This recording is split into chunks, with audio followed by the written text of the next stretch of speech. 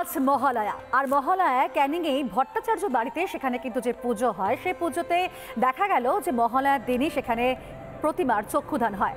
মহালয়া একদিকে যেমন দিকে দিকে তর্পণ চললো, সকাল থেকে সে ছবিও দেখিয়েছি। এরই মধ্যে কিন্তু আরও একটি খবর এই মুহূর্তে আপনাদের সামনে, যেখানে দেখতে পাচ্ছেন দেবীর চক্ষুদান চলছে।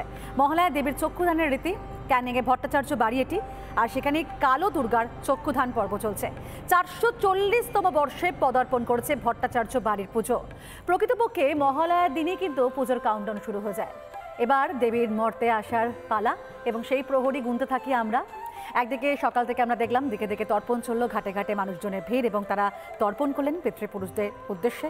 কারণ আজ তো মহালয়া, পিতৃপক্ষের অবসান আর দেবী পক্ষের সূচনা। তো মহালয়া দেবীর চক্ষুদানের রীতিও রয়েছে। ক্যানিংয়ের ভট্টাচার্যর বাড়ি ছবি দেখাচ্ছি আপনাদেরকে।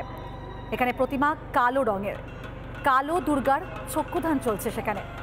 ক্যানিংয়ে ভট্টাচার্য বাড়ি কৃষ্ণবর্ণের দুর্গার চক্ষুদান চলছে। 440তম বর্ষে এই বাড়ির পুজো এবার পড়েছে, কিন্তু এখন সেখানকার কি পরিস্থিতি, কি ছবি, কি বলছেন পরিবারের সদস্যরা জানবার চেষ্টা করব। রঞ্জিত রয়েছেন আমাদের সঙ্গে সরাসরি। রঞ্জিত,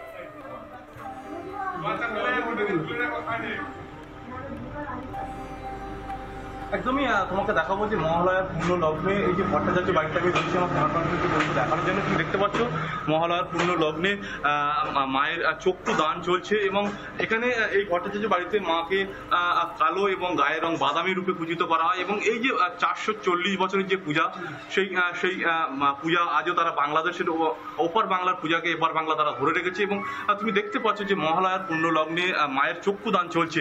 এবং সেখানে এই যে তিথি বা সেই নিয়ম মেনে মায়ের চক্ষুদান চলছে এবং এই মহালয়ার পূর্ণলগ্নে এবং পরিবারের সদস্যরা রয়েছে একটু কথা বলবো। এই যে মহালয়ার দিন মায়ের চক্ষুদান বা এই যে পূজার যে বিশেষত্ব কি একটু যদি বলেন। বিশেষত্ব বলতে আমাদের প্রতিমার মহালয়ার দিনকে মায়ের পিতৃপক্ষ ত্যাগ করে মাতৃপক্ষ আবির্ভাব করে, মাতৃপক্ষ আবির্ভাবের সাথেই আমাদের চক্ষুদান উৎসবটা করা হয় মহালয়ার দিনকে। এই যে মায়ের রং গায়ের রং দিয়ে এরকম কেন বা কি? আমাদের ঢাকা বিক্রমপুরে বাইনখাড়া গ্রামে আমাদের প্রথম পুজো প্রচলিত হয় এবং সেখানটায় পুজো চলাকালীন আজ থেকে প্রায় 300 বছর আগে ওখানটায় মনসা পুজো এবং দুর্গা পুজো মন্দির পাশাপাশি ছিল। মনসা পুজো করে দুর্গা মন্দিরে যাওয়ার সময় যে সলতেটা প্রদীপটা জ্বালানো ছিল, প্রদীপের সলতেটা নিয়ে পাক সোলের চালে উঠে যায় এবং সেখানটা চালটা সম্পূর্ণ ধরে গিয়ে মায়ের মূর্তি পুড়ে যায়। তো সেই সময় আমাদের তখনকার পূর্বপুরুষ যারা তর্কালঙ্কা ছিলেন তারা ভাবলেন হয়তো মা পুজো চাইছে না। সেই সময় যখন ধ্যানে বসেন এবং ধ্যানে বসে জানতে পারেন যে পুজো বন্ধ করবি না, আমার এইরকম কালামুখ এবং তাম্রবর্ণের এসেতেই তোরা পুজো করে যাবি। হ্যাঁ, এবং সেই সময় আমাদের এই মূর্তির যে পুজো যাওয়ার পরে যে ধ্যান দেওয়া হয়েছিল, জেনারেল অরিজিনাল যে সমস্ত ধ্যানে পুজো হয় দুর্গা পূজা, আমাদের পূজা কিন্তু সেই ধ্যানে হয় না। আমাদের ওই যে সেই সময় যে ধ্যানটা পেয়েছিলেন সেই ধ্যানে আজ পর্যন্ত পুজো চলে।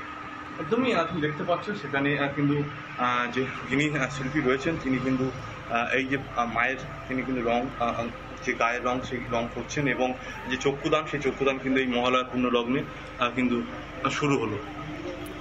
একেবারে ঠিক তাই। ধন্যবাদ তোমাকে রঞ্জিত। এবার হচ্ছে মা দুর্গা সপরিবারে আসার অপেক্ষায় প্রহর গোনা শুরু হয়েছে। আজ মহালয়া, বাজলো তোমার আলোর বেনু, চারিদিকে পুজো পুজো রব এবং সেই আনন্দে এবার সামিল হতে চলেছে আপামর বাঙালি। নানা ধরনের কন্টেন্ট দেখার জন্য লাইক করুন, শেয়ার করুন আমাদের ফেসবুক পেজ, সাবস্ক্রাইব করুন আমাদের ইউটিউব চ্যানেল। পাশাপাশি অন্যান্য ব্রেকিং নিউজের জন্য অবশ্যই চোখ রাখুন রিপাবলিক বাংলায়।